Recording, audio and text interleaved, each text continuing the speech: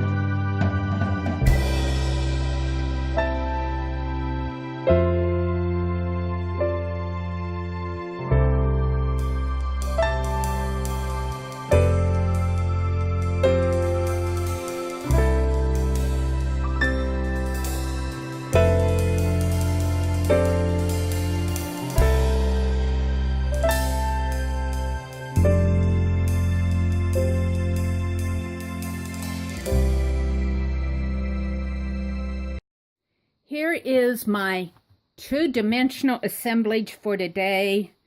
I am really happy with this. I'm happy with it. It's all about vintage ladies. All of these ladies are in their coats and their hats. And look at these tiny, tiny faces. I mean, I have to get them way up to the screen for you to see these.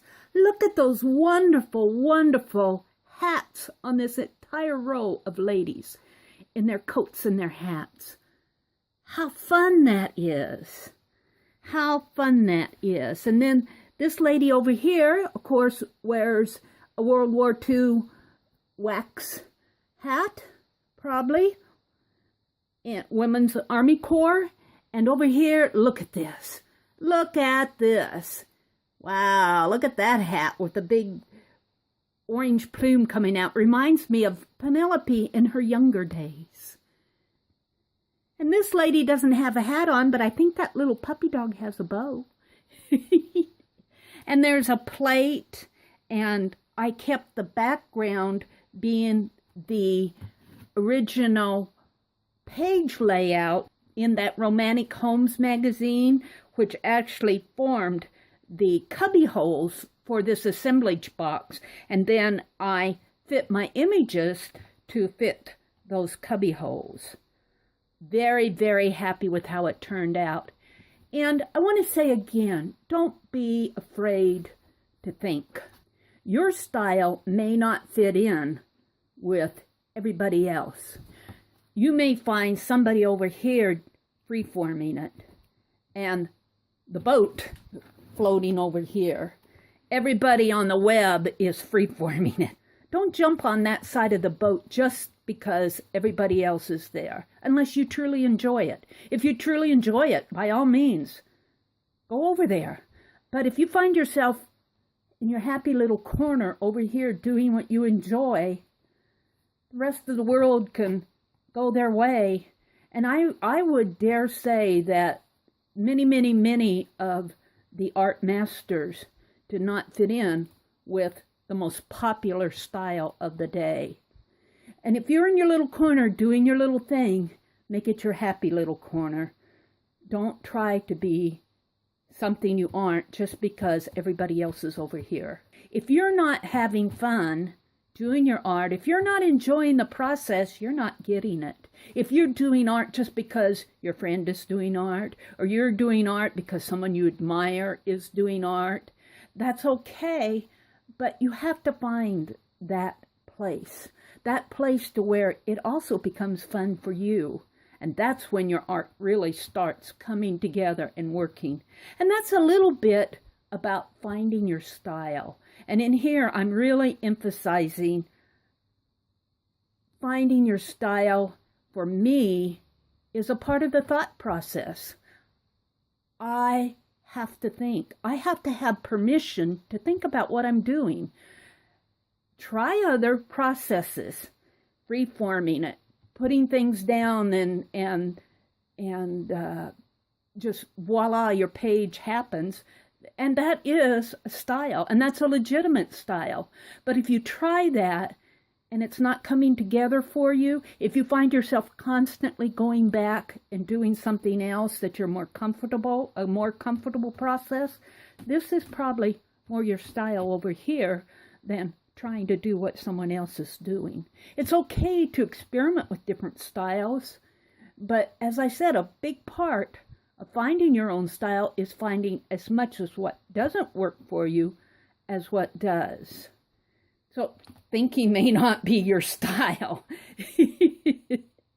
Thinking about it may not be your style, but I think that thinking is my style, because no matter how hard especially in glue booking, especially in doing the glue book process, I've tried to slap something down and slap something down and slap something down. And every time I try it, I inevitably veer over here. Inevitably veer over here and says, does this fit? Why? How does this object relate to this? What story are they telling? Now, I can put things down and make up a story about it, sure. And that can work, and that's fine. But if you find yourself veering over to, in the process while you're doing it, thinking about how the colors relate, how the shapes relate, how this object relates to this object, how it's coming together. That's probably more your style.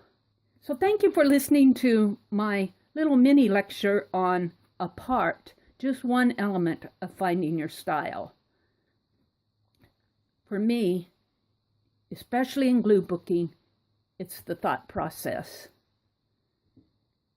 Thank you for watching and thank you for listening, and I will see you tomorrow morning.